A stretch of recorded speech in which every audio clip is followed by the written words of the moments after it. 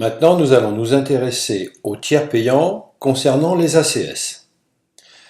Alors, si on va dans Fiches patients et que l'on va dans l'onglet Assurance maladie complémentaire, on va découvrir au niveau du menu pop-up 3 nouvelles assurances que Magdan a intégrées dans la base de données lors de la dernière mise à jour.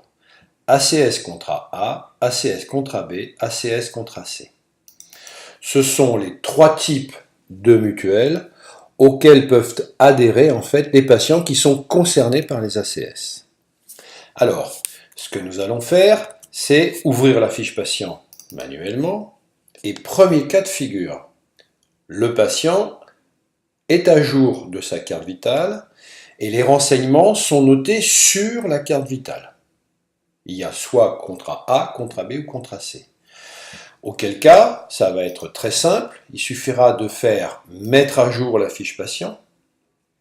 Magdan va lire ce qu'il y a comme renseignement sur la carte vitale et ici sera noté très certainement le numéro de la mutuelle, enfin le contrat A, contrat B ou contrat C, le type de contrat.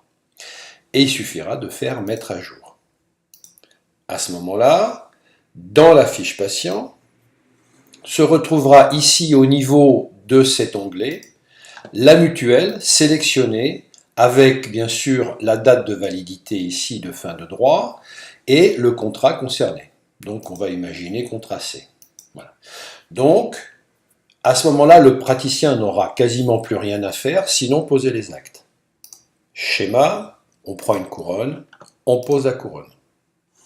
Et là on fait feuille de soins électronique. Et on peut voir que, naturellement, on se retrouve ici avec le contrat ACS qui est noté par défaut, et, vous voyez, en travers, il y a marqué forçage ACS.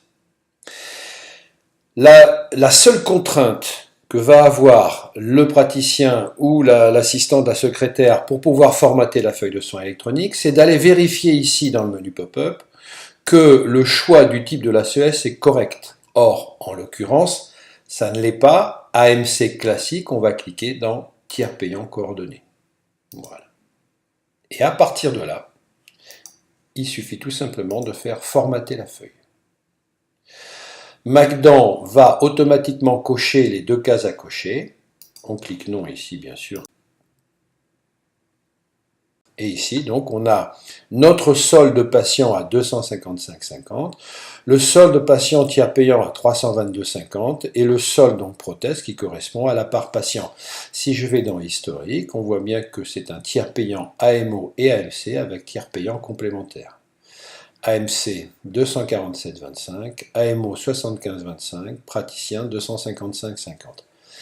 Imaginons, juste pour la démonstration, que 6 mois plus tard ou 1 an plus tard, le patient revient et il a changé son contrat. Il n'est plus en contrat C, il se trouve en contrat, mettons, B.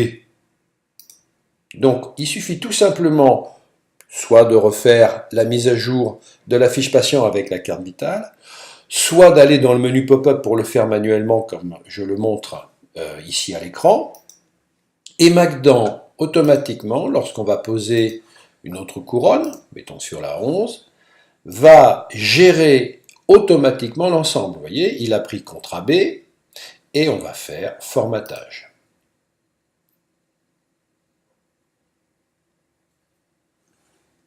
Non.